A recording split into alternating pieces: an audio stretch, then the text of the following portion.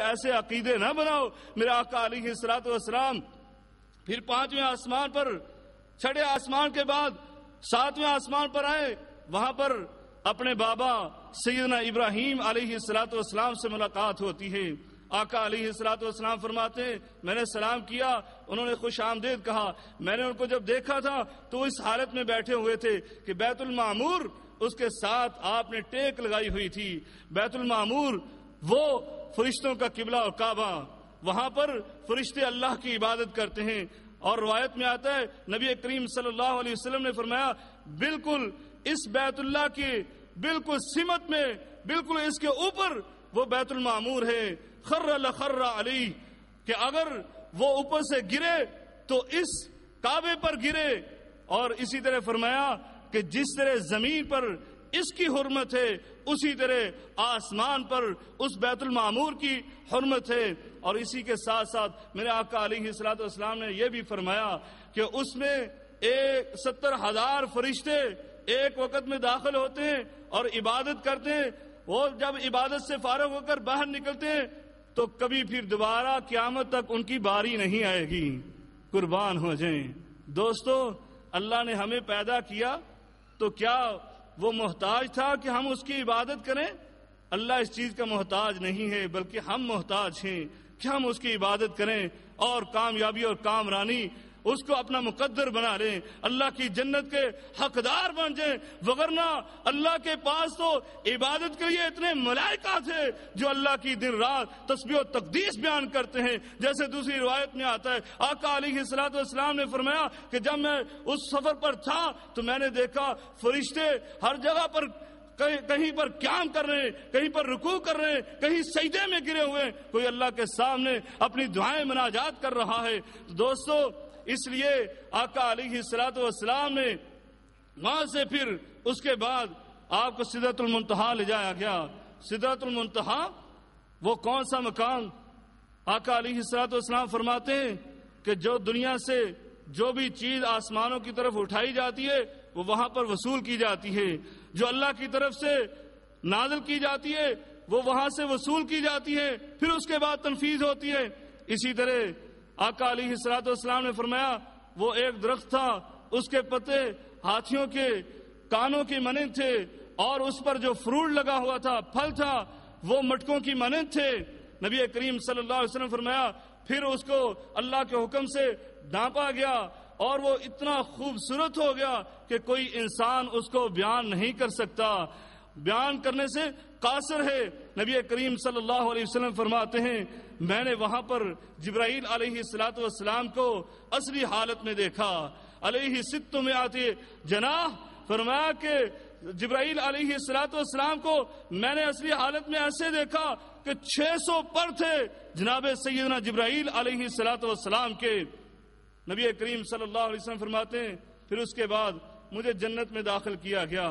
میں نے جنت کا معائنہ کیا، جنت کا نظارہ کیا. کیسی جنت تھی، بڑی عجیب خوشبو، بڑی اچھی سمیل تھی.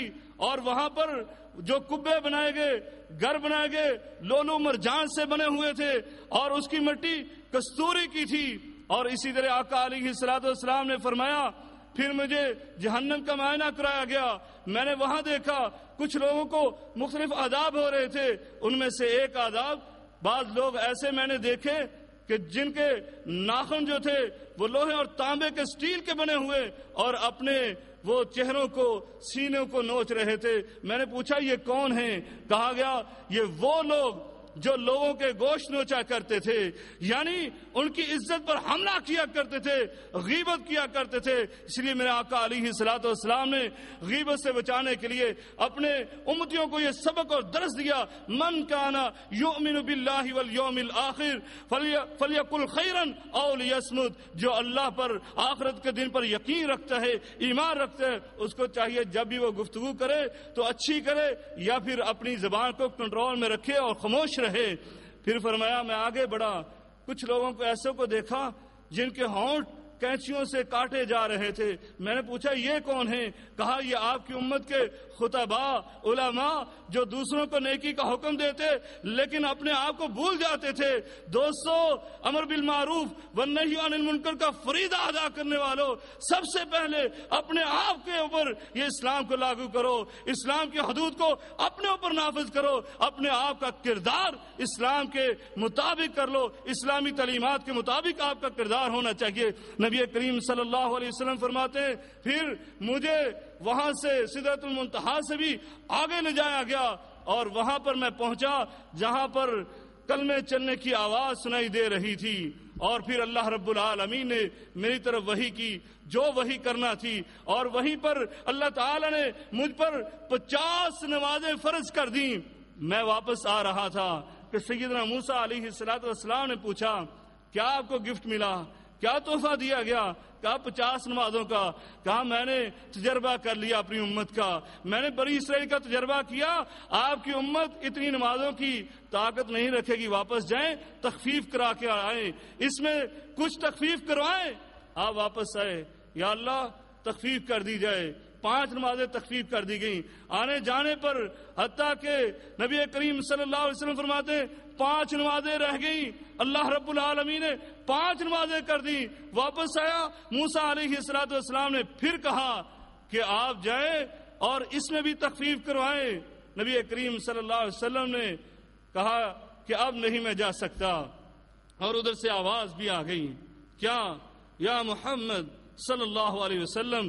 اللہ تبارک و تعالی نے اپنے نبی کریم صلی اللہ علیہ وسلم کو مخاطب کر کے کہا انہن 5 صلوات کل یوم و لیلہ، یہ 5 نمازیں ہیں ایک دن اور رات میں، اور لکل صلاۃ 10، جو بھی ایک نماز پڑھے گا ہم اس کو 10 نمازوں کا ثواب دیں گے۔ فذالک 50 صلاۃ، جو بندہ 5 نمازیں پڑھ لے گا اللہ رب العالمین فرماتے ہیں ہم اس کو 50 نمازوں کا ثواب عطا کر دیں گے۔ اس لیے تو میرے آقا علیہ السلام آخری وصیت فرماتے ہیں، وفات کے وقت یہ الفاظ نکل رہے ہیں الصلاۃ الصلاۃ وما ملکت ایمانکم، اے میرے امتیو نماز کا خیال رکھنا، نماز کا خیال رکھنا۔ یہ نماز وہ عظیم تحفہ جو اللہ رب العالمین نے معراج کے موقع پر آپ کے آقا علیہ السلام کو دیا، اور نبی کریم صلی اللہ علیہ وسلم نے اس فرض کو کہا تھا کہ ہمارے درمیان اور کفر کے درمیان صرف یہی فرق ہے، العہد الذی بیننا و بین الکفر الصلاۃ۔ آج جو بندہ نماز نہیں پڑھتا اس کے باوجود اپنے آپ کو مسلمان کہے، من ترک الصلاۃ متعمدا فقد کفر۔ نبی کریم صلی اللہ علیہ وسلم کہتے ہیں جو جان بوجھ کر ایک نماز کا تارک ہو جاتا ہے اس نے کفر کا ارتکاب کیا۔ دوستو نماز پڑھا کرو۔ میں آخری بات کر کے اپنی بات کو ختم کرتا ہوں، اگرچہ مجھے تو 1 گھنٹے کا علم تھا کہ 1 گھنٹہ وقت ہے، لیکن شاید میرے خیال میں وقت کو شارٹ کر دیا گیا۔ میں اپنی آخری بات